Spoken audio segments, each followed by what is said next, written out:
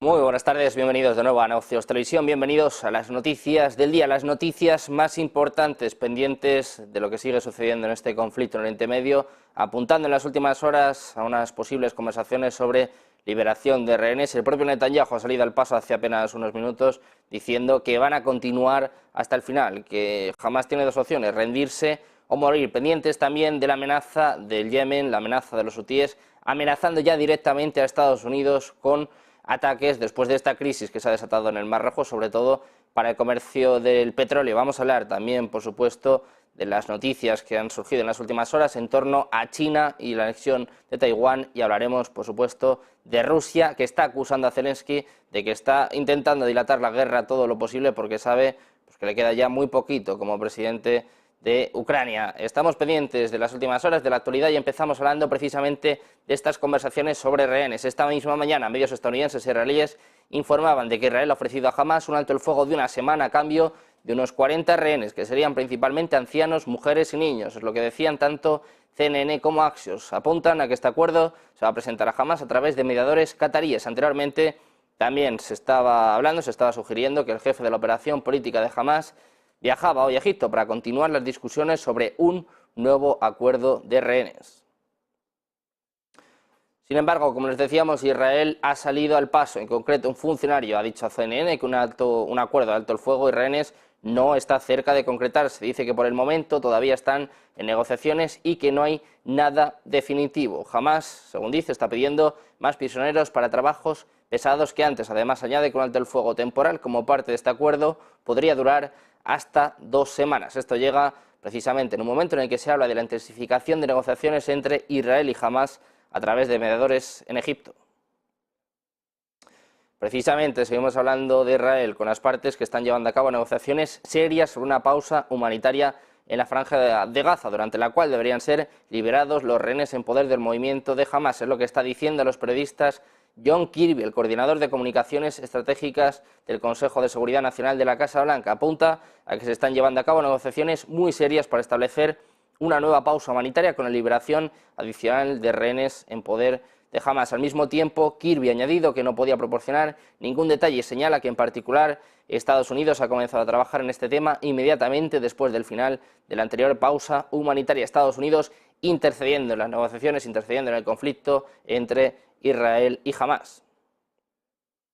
Sin embargo, el primer ministro de Israel, Benjamin Netanyahu, ha dicho que va a continuar su guerra contra Hamás hasta que el grupo sea eliminado. En declaraciones a los periodistas, el primer ministro israelí dice que van a seguir con la guerra hasta el final, que va a continuar hasta que Hamás sea eliminado, hasta la victoria, dice Netanyahu, una vez más, porque ya ha dicho esto en varias ocasiones, que no van a dejar de luchar hasta que logren todos los objetivos que se han fijado, como por ejemplo la eliminación de Hamás, la liberación de sus rehenes y la eliminación de la amenaza de Gaza. Dice Netanyahu que están atacando a Hamás con fuego infernal, que en todas partes, incluso hoy también, atacan a sus asistentes de cerca y de lejos, y que todos los terroristas de Hamás, desde el primero hasta el último, son hombres muertos. Dice Netanyahu, solo tienen dos opciones, rendirse o morir. Además, también ha dicho que cualquiera que piense que Israel pronto va a detener la guerra contra Hamás no está conectado con la realidad.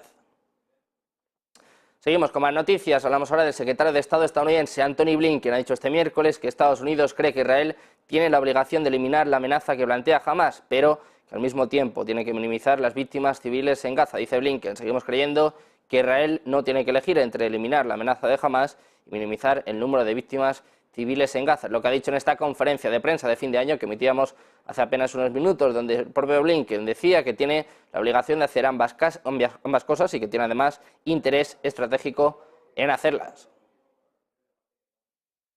Seguimos con más noticias. Hablamos de la crisis del Mar Rojo, las amenazas por parte de Yemen, donde el jefe de los hutíes ha advertido de que su grupo va a atacar buques de guerra estadounidenses y Washington ataca a la milicia respaldada por Irán. Los hutíes, que controlan grandes extensiones de territorio en Yemen después de años de guerra, han disparado desde el mes pasado drones y misiles contra buques internacionales que navegan por el Mar Rojo. Ahora el jefe de los hutíes, Abdel Malek al-Houthi, ha amenazado con atacar buques de guerra estadounidenses. Ojo a sus declaraciones. Dice, no nos quedaremos de brazos cruzados si Estados Unidos se ve tentado a intensificar aún más la situación y cometer tonterías atacando a nuestro país o librando una guerra contra él. Es lo que ha dicho en un discurso televisado, en el que además ha añadido que cualquier objetivo estadounidense contra su país será su objetivo y que van a convertir los acorazados, los intereses y la navegación estadounidenses en objetivos para sus misiles, drones y operaciones militares. También ha advertido a Estados Unidos contra el envío de soldados a Yemen, diciendo que enfrentarían algo más duro que lo que enfrentaron en Afganistán y lo que sufrieron en Vietnam.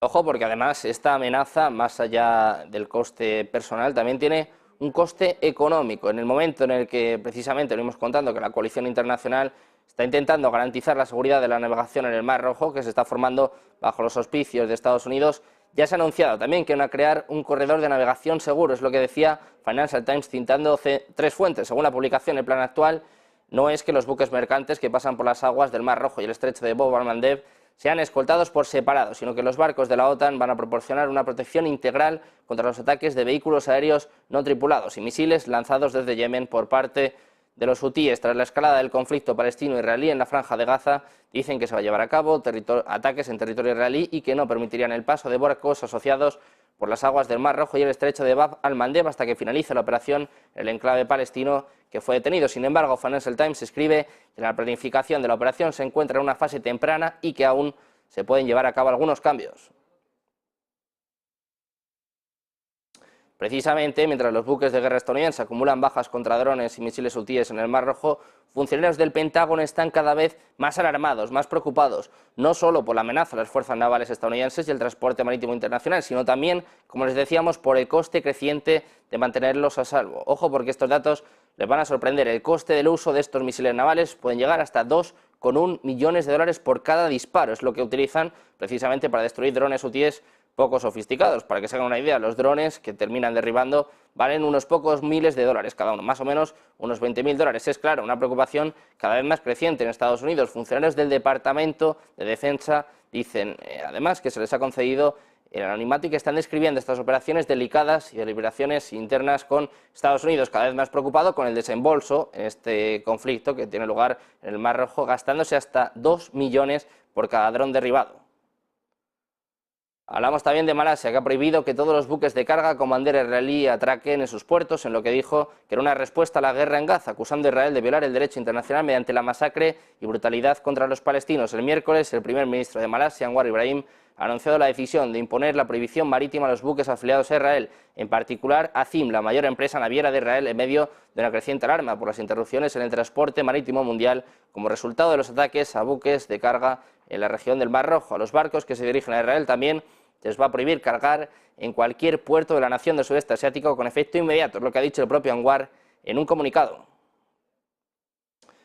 Seguimos con más noticias, hablamos ahora de Irán. Las autoridades de Estados Unidos han impuesto sanciones a 10 entidades y 4 individuos en Irán, Malasia, Hong Kong e Indonesia por su relación con la producción de drones iraníes que Washington critica porque dice que sirven para alimentar conflictos. Se apunta en un comunicado a que la producción ilícita y la entrega de los UAV de Irán a sus aliados terroristas en Oriente Medio y a Rusia siguen aumentando las tensiones y prolongando los conflictos. Es lo que dice el subsecretario del Departamento para el Terrorismo, Brian Nelson. Además, agrega que Estados Unidos va a seguir trabajando con sus aliados para aplicar todas las herramientas posibles para interrumpir el suministro ilegal de componentes a Irán para la fabricación de drones, también conocidos como vehículos aéreos no tripulados.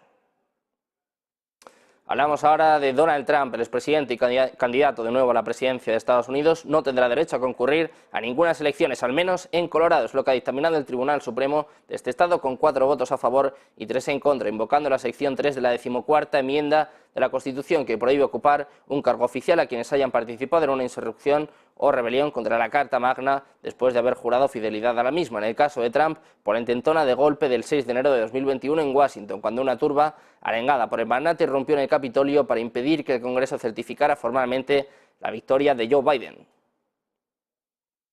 Hablamos ahora de China. El presidente chino Xi Jinping dijo sin rodeos al propio Biden durante su reciente cumbre en San Francisco que Beijing para unificar Taiwán con China continental, pero todavía no ha decidido el momento. Es lo que apuntan funcionarios estadounidenses actuales y anteriores, que dicen que el propio Xi dijo a Biden en esta reunión de grupo a la que asistieron una docena de funcionarios estadounidenses y chinos que la preferencia de China es tomar Taiwán pacíficamente, no por la fuerza. Sin embargo, el líder chino también hizo referencia a predicciones públicas de líderes militares estadounidenses que decían que sí planea tomar Taiwán en 2025 o 2027. Le dijo al propio Biden que se habían equivocado porque todavía no ha fijado ningún plazo. Los funcionarios chinos también pidieron antes de la cumbre que Biden hiciera una declaración pública después de la reunión diciendo que Estados Unidos apoya el objetivo de China de la unificación pacífica con Taiwán y que no apoya la independencia con Taiwán. Sin embargo, la Casa Blanca rechazó esta solicitud. Hablamos ahora de Europa. El alto representante de la Unión Europea para Asuntos Exteriores, Josep Borrell, ha asegurado este miércoles que si Rusia gana en Ucrania y continúa la guerra en la Franja de Gaza, Europa está en peligro. Es lo que ha dicho en su intervención en la primera cumbre organizada por la revista Gran Continente. Dice Borrell que Europa está en peligro, que si dejamos que Putin gane en Ucrania, si dejamos que continúe la tragedia de Gaza, el proyecto europeo podría sufrir daños irreparables. Pero dice que eso sí, que están trabajando precisamente para evitarlo. Sin embargo, Borrell vuelve a disparar contra Putin. Dice, no dejará la guerra, no antes de las elecciones estadounidenses, que presentan un escenario más favorable para él. Así que tenemos que prepararnos para un conflicto de alta intensidad que va a durar. De Europa pasamos de nuevo a Estados Unidos. Los negociadores del Senado estadounidense han decidido aplazar las conversaciones en torno a un acuerdo para proporcionar miles de millones de dólares en fondos de guerra para Ucrania. Con ese aplazamiento han iniciado su receso navideño y aplazado las conversaciones hasta el próximo mes de enero. Los negociadores de ambos partidos en el Congreso han estado discutiendo durante semanas las demandas de los republicanos de reforzar la seguridad fronteriza de Estados Unidos antes de considerar una solicitud de la Casa Blanca de más fondos para Kiev. El propio Zelensky, el propio presidente ucraniano, hablaba ayer sobre estas cuestiones, compareció en una rueda de prensa para hacer un balance del año y se mostró convencido de que Estados Unidos no le va a dejar tirado, no le va a defraudar. Lo escuchamos. And I'm confident that the United States will not let us down, and what we have agreed in the United States will be fulfilled in full. As for the European Union, well, the stakes were very high. We have acquired one victory as for the EU. As for the 50 billion, I'm confident that we have achieved. El propio Zelensky decía que lo que ha acordado con Estados Unidos cree que se va a cumplir íntegramente. Además apunta a que la Unión Europea también tiene mucho en juego y que por eso han adquirido una victoria tanto para Europa como para estos 50.000 millones que todavía tienen que enviar al país ucraniano. Seguimos precisamente pendientes de Ucrania, donde la gran mayoría no apoyaría la destitución de Valery Zaluzhny como comandante en jefe de las Fuerzas Armadas. Es lo que dice una encuesta realizada este miércoles por el Instituto Internacional de Sociología de Kiev y que recoge la agencia Reuters. A pesar de los intentos de demostrar unidad durante la guerra con Rusia, desde hace varias semanas son evidentes los signos de fricción entre Zaluzhny y el presidente Volodymyr Zelensky, lo que ha espoleado las especulaciones de los medios, sobre todo nacionales, del despido del jefe del ejército. Según este instituto, solo el 2% de los ucranianos apoyaría activamente que Zelensky destituyera a Zaluzhny, mientras que el 72% lo vería negativamente. Una encuesta que se ha realizado a 1.200 personas que viven cerca del territorio controlado por Ucrania entre el 4 y el 10 de diciembre. La confianza del público en Zaluzhny es del 92%, mientras que la confianza en Zelensky es del 77%. Seguimos mirando a Ucrania, que está desplegando defensas antitanques de dientes de dragón a lo largo de la línea del frente, mientras adopta una postura cada vez más defensiva contra Rusia. Lo que ha dicho el Ministerio de Defensa británico en su último informe de inteligencia de defensa. El Ministerio dice que las Fuerzas Armadas estaban atendiendo las llamadas de Zelensky en noviembre para hacer fortificaciones más rápidas en sectores clave. En una parte del proyecto, Ucrania ha trabajado para mejorar las defensas a lo largo de su frontera con Bielorrusia. Dice que son con dientes de dragón, alambre de púas y zanjas antitanques a partir de mediados de diciembre de 2023. Seguimos con más noticias, seguimos mirando al conflicto entre Rusia y Ucrania y miramos ahora en las autoridades de Rusia, que han acusado al presidente de Ucrania, Volodymyr Zelensky, de hacer de la guerra iniciada en febrero de 2022 por orden del jefe del Estado ruso, Vladimir Putin, su última oportunidad de perpetuarse en el poder. Dice que percibe la continuación del conflicto con Rusia como la última oportunidad de seguir en su puesto, lo que ha manifestado en la rueda de prensa la portavoz del Ministerio de Exteriores de Rusia, María Zakharova. Dice, de hecho, que el gobierno de Zelensky está en quiebra y que cada vez le va a resultar más complicado conseguir el apoyo de las principales potencias europeas que se ven perjudicadas económicamente por las sanciones que siguen imponiendo a Rusia. Precisamente, seguimos hablando de Zelensky como protagonista, pero desde el prisma, desde el punto de vista de Rusia, que dice que la fórmula de paz promovida por el presidente ucraniano Volodymyr Zelensky no tiene ninguna posibilidad de éxito sin la participación de Rusia, es lo que ha dicho hoy el portavoz del Kremlin, Dmitry Peskov. Dice que las conversaciones para resolver el conflicto ucraniano sin Moscú no tienen ningún sentido. Dice básicamente que la fórmula de paz de Zelensky es absurda. Y seguimos mirando a Rusia, que actualmente no existen requisitos previos para celebrar negociaciones de paz en Ucrania. Esto es lo que ha dicho, de nuevo, en este caso, Dmitry Peskov. ¿Realmente creen que el tema de las negociaciones no es importante en estos momentos? Y dice Peskov, hemos repetido que no hay base para estas negociaciones porque los requisitos previos no se han cumplido. Precisamente hablaba de esto comentando las declaraciones de ayer de Zelensky, afirmando que la cuestión de las negociaciones con Rusia no es relevante ahora. Miramos ahora al presidente ruso Vladimir Putin, que ha pedido este miércoles una respuesta severa contra las entidades extranjeras que buscan desestabilizar a Rusia al ayudar a Ucrania. Dice Putin que el régimen de Kiev está recibiendo apoyo directo de servicios especiales extranjeros y que ha tomado el camino de los métodos terroristas, prácticamente de terrorismo de Estado. Es lo que ha dicho en un vídeo con motivo del Día de los Agentes de Seguridad Pública, apuntando a que son actos de sabotaje contra lugares civiles, infraestructuras de transporte y energía, ciudadanos civiles y también representantes de las autoridades. Putin agrega que es necesario poner fin de manera severa a los intentos de los servicios especiales extranjeros de desestabilizar la situación política y social en Rusia. Seguimos mirando la actualidad, seguimos mirando al propio Vladimir Putin. Ojo a lo que ha dicho un analista de Wall Street Journal, Jared Baker, ha llamado hoy al presidente ruso como el ganador geopolítico del año. Ha explicado su elección diciendo que la tan cacareada contraofensiva de Kiev se ha estancado. La economía del señor Putin, además, dice, ha resistido las sanciones occidentales. La determinación europea se está desvaneciendo y el apoyo por parte de Estados Unidos se está fracturando.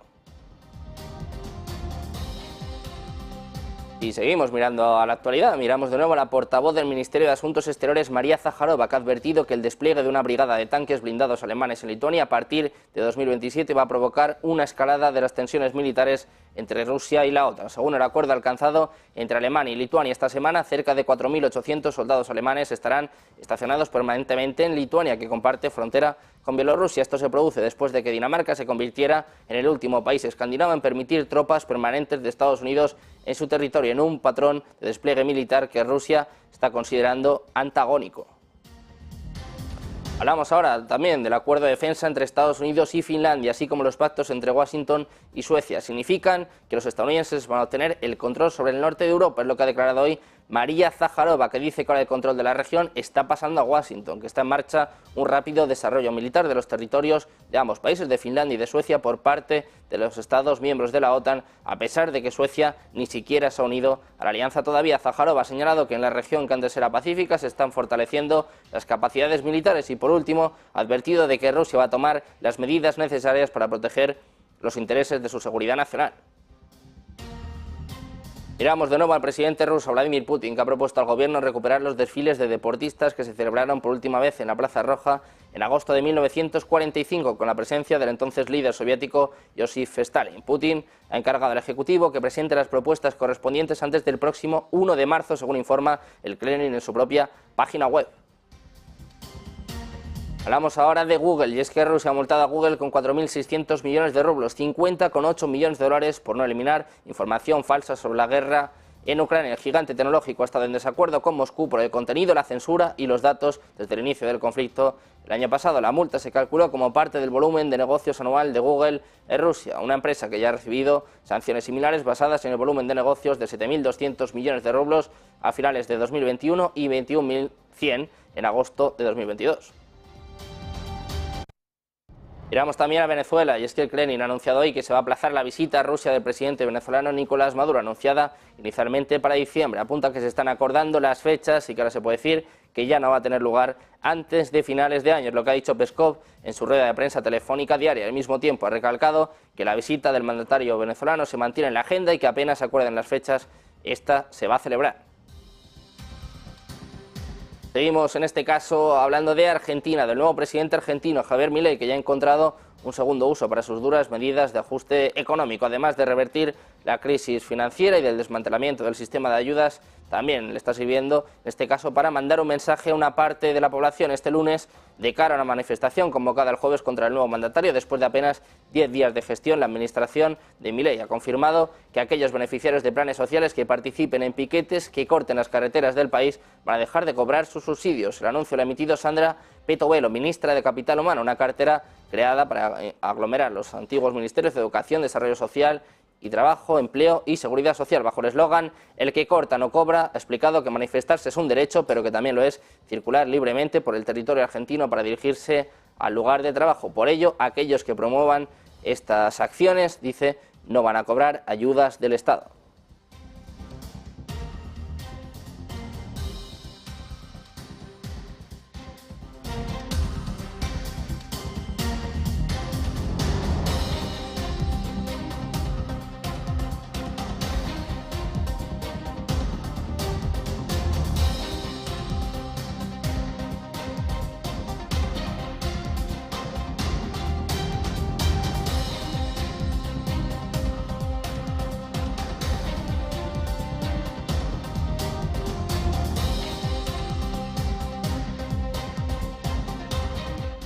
Pendientes también de la actividad en Europa, en este caso pendientes de una reunión crucial en el día de hoy. En concreto, hablamos de las reglas fiscales que por fin se han acordado en la Unión Europea. Nos lo cuenta y nos lo explica, como siempre, nuestro compañero Javier Luengo. ¿Qué tal? Muy buenas, Javi. ¿Qué tal, Sergio? Buenas tardes. Sí, nuevas reglas fiscales, reforma en Europa con fuerte acento alemán que comunicaba de esta manera hace unos minutos la vicepresidenta económica Nadia Calviño. Define unas reglas fiscales adecuadas para el siglo XXI, más claras, más realistas, que garantizan las necesarias inversiones y reformas en esos ámbitos estratégicos clave para el futuro de Europa, y todo ello hace que sean unas reglas más creíbles y más fácilmente aplicables. El pacto al que ha llegado Calviño tiene bastante de lo que opinaban los halcones fiscales en momentos liderados por Alemania, al menos si se toma como referencia la propuesta de la Comisión Europea. En este caso, si las referencias son las normas suspendidas, la cosa cambia y se edulcora. Nuevas reglas fiscales que van a ver la luz a lo largo de las próximas horas, de las cuales iremos dando cuenta en los próximos minutos en Negocios Televisión, pero el foco puesto en que España consiga al final de su presidencia rotatoria del Consejo esta reforma de las reglas fiscales, devuelven el orden presupuestario, pero decía Calviño, de una manera creíble y consistente. Documento que recoge concesiones para Alemania, pero también flexibilidad como reclamaba Francia. Muchas gracias, Javi, por esta última hora, pendientes del desarrollo de esta noticia de las nuevas reglas fiscales para Europa, pendientes también de toda la actualidad. No se vayan, nos vamos con una breve pausa, un par de minutos, y enseguida seguimos con la mejor programación aquí en Negocios Televisión.